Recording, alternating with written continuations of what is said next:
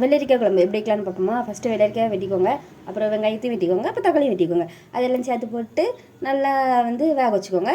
இதில் என்ன போடணும்னா மஞ்சள் தூள் போடணும். மஞ்சள் தூள் போட்டு நல்லா வேக வச்சுக்கோங்க. ஓகே.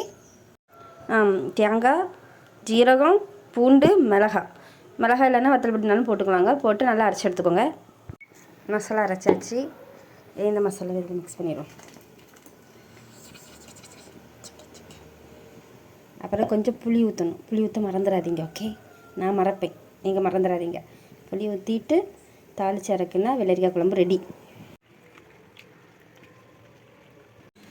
குழம்பு கொதிச்சாச்சு. இது தாளிப்புங்க. தாளிப்புக்கு என்ன போட்டிருக்கேன்னா கடுகு போட்டு, வத்தல் போட்டு, கருவேப்பிலை போட்டு, அது பிறகு வெங்காயமும் போட்டிருக்கேன். இது நல்லா ப்ரௌன் கலர் வரைக்கும் நல்லா வதங்கட்டு. அப்போ தான் டேஸ்ட்டு வேறு லெவலில் இருக்கும். இது அப்படி எடுத்து இதில் ஊற்றினா வெள்ளரிக்காய் குழம்பு ரெடிங்க. அவ்வளோதான்.